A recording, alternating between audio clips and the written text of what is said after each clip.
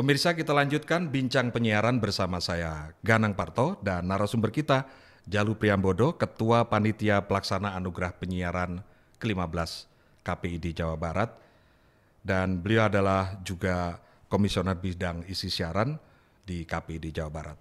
Kang Jalu, tadi kita sudah mundur menarik cerita di masa lampaunya penyelenggaraan KPID Award atau kita mengenal sekarang dengan Anugerah Penyiaran, dan kita sekarang berada di persiapan menjelang akhir Anugerah Penyiaran ke-15. Ya. Apa sih hal yang baru dalam penyelenggaraan kali ini? Saya lihat teman-teman begitu luar biasa dahsyat pergerakannya karena waktunya yang sudah mepet, termasuk juga persiapan yang sebelumnya berapa bulan lalu kami sudah diundang dan sebagainya. Ya, jadi yang pertama itu yang baru memang tadi sudah sempat dibahas ya Kang Ganang ya, bahwa kita ingin keluar dari area Bandung, Bandung Raya. Kalau kemarin kan masih di Soreang, masih dekat-dekat Bandung. Makanya di awal itu kami memilih terlebih dahulu, mengaudisi lah istilahnya ya, daerah-daerah yang kepala daerahnya punya komitmen untuk mendukung penyiaran. Kita mencari waktu itu di daerah-daerah yang kira-kira mau nih menjadi penyelenggara, dan akhirnya ketemulah Kabupaten Bekasi dengan Kang Dani Ramdan ya sebagai PJ Bupati ketika itu. Waktu kami audiensi langsung disambut dengan sangat baik oleh beliau, dan beliau bersedia untuk mendukung penyelenggaraan Anugerah Penyiaran. Nah, ini jadi satu kabar gembira ya buat kami karena jarang ya, bahkan di beberapa kesempatan yang lalu ada dukungan langsung dari kepala daerah. Nah, itu yang pertama. Lalu yang kedua juga ini di penyelenggaraan kali ini ada penambahan beberapa kategori baru, Kang Ganang. Yang pertama itu program siaran religi terbaik untuk televisi dan radio. Kali pertama ya? Ini kali pertama. Karena memang ini kan kolaborasi KPI, lalu kemudian juga di awal itu kan ingin mendorong siaran dakwah sejuk ya. Beberapa kali kami mengundang MUI Jabar, lalu kemudian juga ormas-ormas Islam ya, NU, PUI, Persis, Muhammadiyah gitu. Lalu bahkan ada juga dari BNPT ya, lalu BIN juga itu untuk berdiskusi terkait dengan seberapa jauh siaran radikal yang ada di Jawa Barat.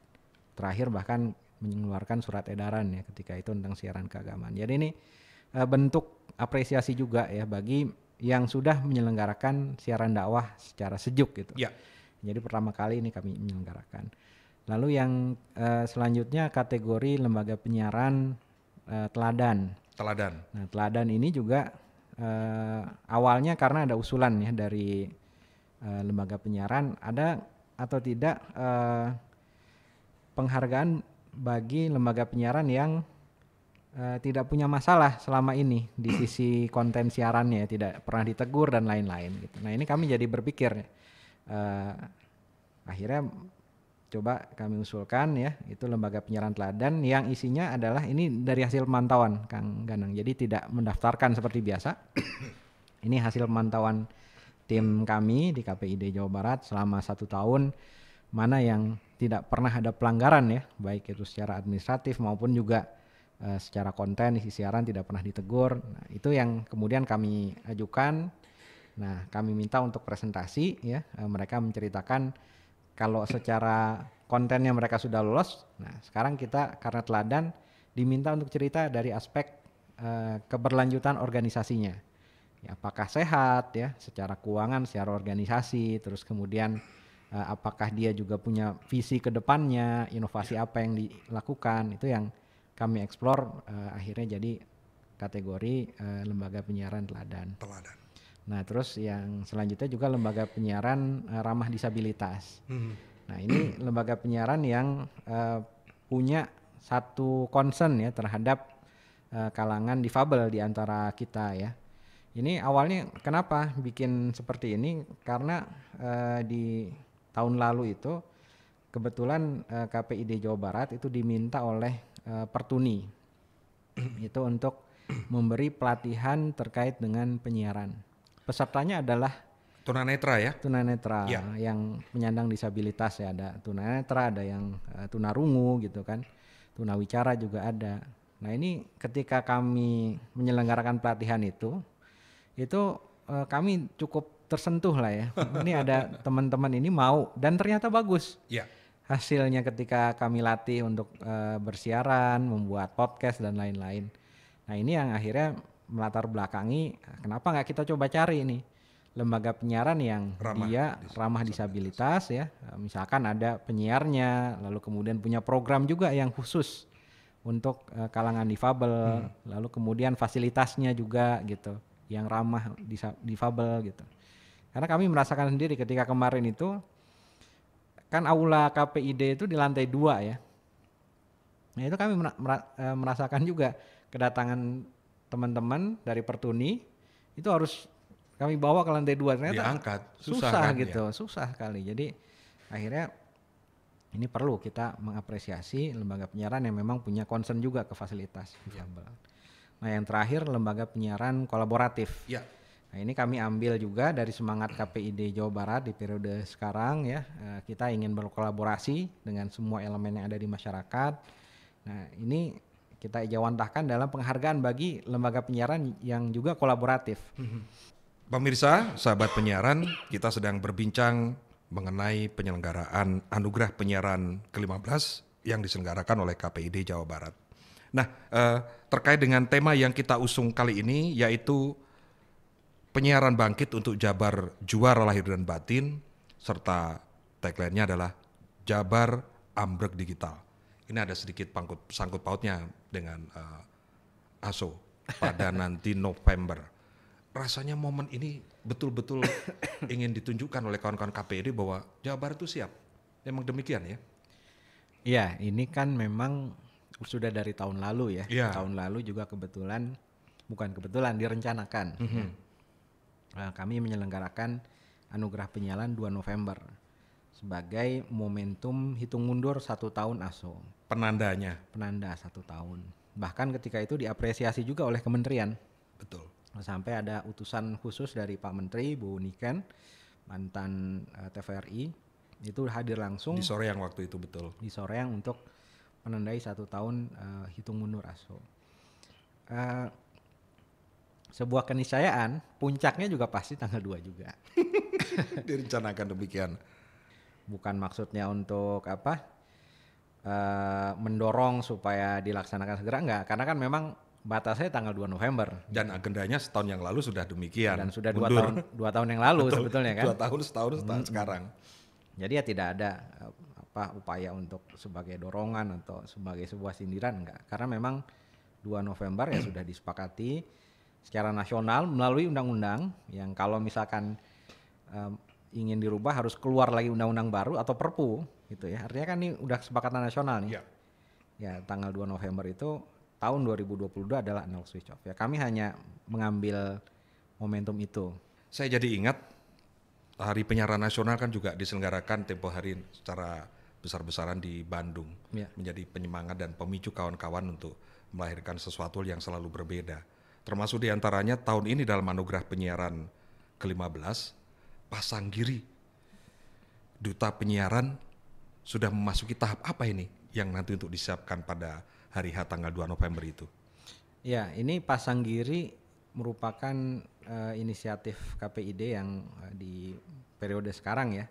Awalnya di tahun 2021. Berarti ini yang kedua ya? Yang kedua, Pasanggiri yang kedua.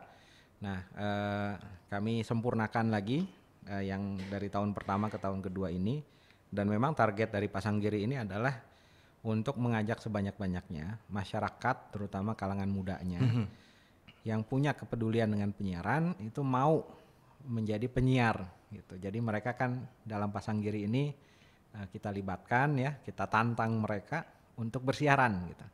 Apakah itu dia ada yang kalau biasanya mengirimkan video mereka lagi pura-pura menjadi presenter TV gitu kan, pura-pura talk show gitu. Ada yang sedang menyiarkan berita di lapangan gitu. Nah itu ternyata banyak ya kreativitas dari anak-anak muda. Jadi untuk menunjukkan bahwa ternyata ada nih anak-anak generasi muda yang dia punya sense dan punya keinginan juga untuk aktif di penyiaran. Sebentar, Kang Jalu. Berarti dari awal mula dipromosikan hingga saat ini masuk tahapan-tahapan menjelang 2 November, istilahnya penyisian dan sebagainya begitulah ya. Ini dari awal berapa banyak yang tertarik dan akhirnya ini sudah tersaring berapa untuk disiapkan tahap berikutnya? Jadi yang mendaftar itu ada 63 peserta dari seluruh Jawa Barat. Lalu kemudian kami saring menjadi 10. Tapi karena ada nilai yang sama gitu ya. Oh, paralel sama. Sama akhirnya diloloskan ada 11 ini nanti yang hari ini diumumkan, minggu depan akan diselenggarakan grand final. Jadi mereka grand final itu langsung bersiaran secara live di depan dewan juri. Kalau sebelumnya kan kami menilai ya, mereka membuat siaran sendiri, ada yang di studio atau di lapangan seperti yang tadi saya ceritakan. Nah, kalau buat besok memang mereka akan live langsung di hadapan juri. Jadi memang benar-benar berbeda ya anugerah penyiaran kali ini. Jadi terbayarkan kan capek dan segala pusingnya tadi, dinamikanya yang luar biasa. Karena memang luar biasa juga ternyata, mudah-mudahan dahsyat gitu. Oh iya, pasti itu. Jadi memang hal yang kami rasakan itu ya dengan penjurian, proses penjurian itu kami lebih banyak belajarnya. Misalkan ketika mengevaluasi ya, menjuri lembaga penyiaran yang kolaboratif, lembaga penyiaran yang teladan, lembaga penyiaran ramah disabilitas. Tadinya ekspektasi kami nggak sebanyak yang kami kira gitu ya.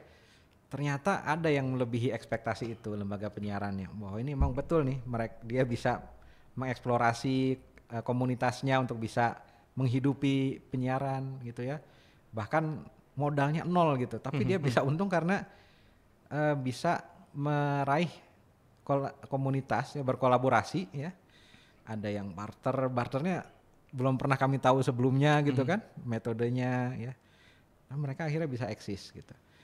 Yang tadi masalah disabilitas juga ternyata ada lembaga penyiaran yang punya program dedicated untuk disabilitas. Lalu ada yang penyiaran juga disabilitas ya. Di situ cerita ya bagaimana perjuangan penyiarnya ya. Dan ada videonya tuh.